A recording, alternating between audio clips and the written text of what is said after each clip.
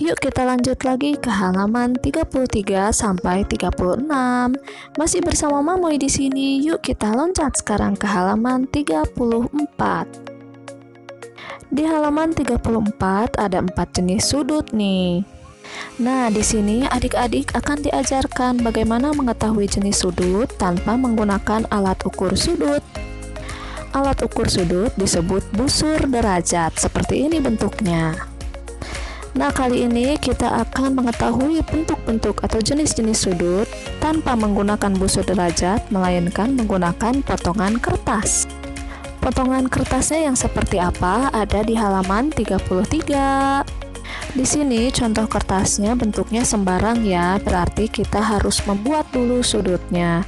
Bagaimana cara membuat sudutnya? Yaitu di yang nomor 2, lipatlah kertas menurut garis datar. Garis datar itu berarti garis yang terbuat dari kiri ke kanan, kemudian dilipat. Hasil lipatannya kita sobek atau kita gunting. Hasilnya menjadi kertas yang bagian atas dan bagian bawah. Nah, sekarang kita pilih salah satu, kemudian kerjakan nomor 3, yaitu lipatlah menurut garis tegak. Garis tegak berarti dari garis yang dari atas menuju bawah. Setelah dilipat, seperti tadi kita gunting atau kita sobekkan menjadi 2 bagian. Nah, dari sini sudah bisa terlihat ya. Di bagian ini seperti ada 2 garis yang berpotongan membentuk sudut. Posisi garis yang seperti ini disebut garis yang saling tegak lurus. Artinya ada garis yang melintang dari kiri ke kanan, kemudian berpotongan dengan garis yang membujur, yaitu dari atas ke bawah. Sudut yang dibentuk oleh 2 garis yang saling tegak lurus dinamakan sudut siku-siku. Nah, sudut siku-siku ini nantinya akan menjadi patokan untuk mengetahui jenis-jenis sudut yang lainnya. Kita kembali ke halaman 35 ya. Coba perhatikan gambar yang paling sebelah kiri yang ada tulisan sudut siku-siku. Nah, ini dia sudut yang terbentuk dari garis yang saling tegak lurus. Adik-adik, apakah masih ingat bahasan mengenai daerah sudut? Nah, anggap saja kertas yang hijau itu adalah daerah sudut. Pada sudut siku-siku tidak ada daerah sudut yang terpotong oleh garis seperti yang ditampakkan pada sudut lancip. Dan tidak ada juga daerah yang berwarna putih akibat tidak tertutupi oleh kertas hijau seperti yang ditampakkan pada sudut tumpul. Jadi pada sudut siku-siku, kertasnya benar-benar menutupi seluruh daerah sudut. Sehingga kertas ini bisa dijadikan patokan untuk mengetahui jenis-jenis sudut lainnya. Sekarang kita beralih ke sudut lancip. Coba perhatikan ya. Bandingkan antara sudut siku-siku dan sudut lancip. Jarak antara garis yang melintang dari kiri ke kanan dengan garis yang membujur dari atas ke bawah pada sudut lancip lebih kecil jika dibandingkan dengan jarak antara garis-garis pada sudut siku-siku. Sehingga ada garis yang memotong daerah sudut yang digambarkan oleh kertas yang sudah dipotong tadi. Dari sini dapat kita simpulkan bahwa sudut lancip adalah sudut yang memiliki ukuran lebih kecil daripada sudut siku-siku.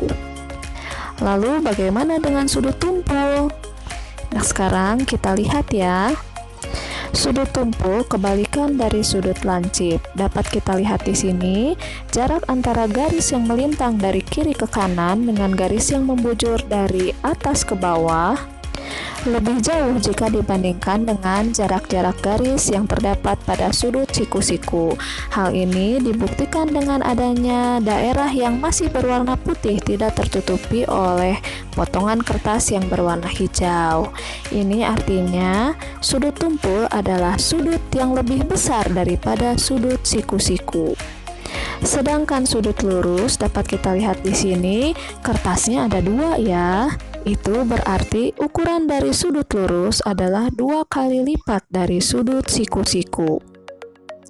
Dari penjelasan tadi, yuk kita isi pertanyaan di halaman selanjutnya. Di halaman 35 terdapat 4 pertanyaan, mari kita isi satu persatu.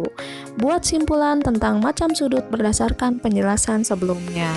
Sudut siku-siku adalah sudut yang dibuat oleh dua buah garis yang saling tegak lurus. Sudut lancip adalah sudut yang ukurannya lebih kecil dari sudut siku-siku. Sudut tumpul adalah sudut yang ukurannya lebih besar dari sudut siku-siku. Dan sudut lurus adalah sudut yang ukurannya 2 kali lipat dari sudut siku-siku. Sekarang kita jawab pertanyaan yang ada di halaman 36. Perhatikan gambar sudut di bawah ini. Tentukan macam sudut pada gambar berikut. Nah, sekarang kita disuruh praktekkan yang tadi dijelaskan di atas ya. Selain kertas yang sudah dipotong-potong seperti di atas, ada benda lain juga yang memiliki sudut siku-siku. Benda tersebut adalah penggaris. Jadi sekarang Mamoy akan menggunakan penggaris sebagai pengganti kertas yang dipotong tadi. Penggaris ini fungsinya sama dengan kertas yang dipotong-potong tadi. Jika daerah sudutnya terisi penuh oleh penggaris, berarti sudut tersebut adalah siku-siku. Tapi, jika ada garis yang memotong badan penggaris, itu tandanya sudut tersebut lebih kecil daripada siku-siku. Dan itu berarti tandanya sudut tersebut adalah sudut lancip. Sebaliknya, apabila ada ruang tersisa di antara garis dengan penggaris, maka sudut tersebut lebih besar daripada sudut siku-siku.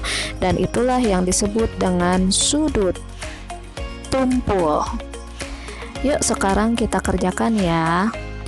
Kita mulai dari yang sebelah kiri dulu. Caranya seperti ini.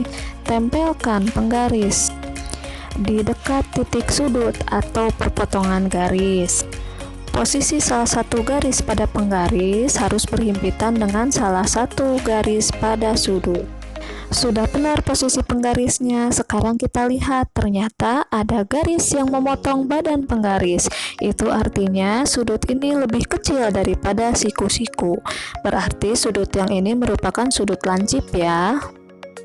Kita lanjut ke sudut yang di sebelahnya. Kita tempatkan lagi penggaris sesuai dengan cara yang tadi, yaitu dekat dengan titik sudut.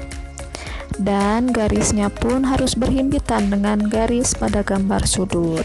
Nah, seperti ini posisinya, bisa dilihat daerah sudutnya terisi penuh. Berarti ini adalah sudut siku-siku. Kita lanjutkan lagi ke gambar selanjutnya. Sekarang kita letakkan penggaris dengan aturan yang sama persis seperti tadi, sehingga bentuknya seperti ini. Ternyata ada ruang kosong yang tidak bisa terisi oleh penggaris.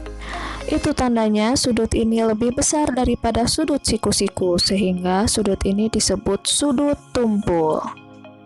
Kita masih punya dua sudut lagi nih di sebelah kanan. Yuk kita letakkan penggaris dengan aturan yang sama seperti tadi. Ya, di sini terlihat sekali ya, ada garis yang memotong badan penggaris.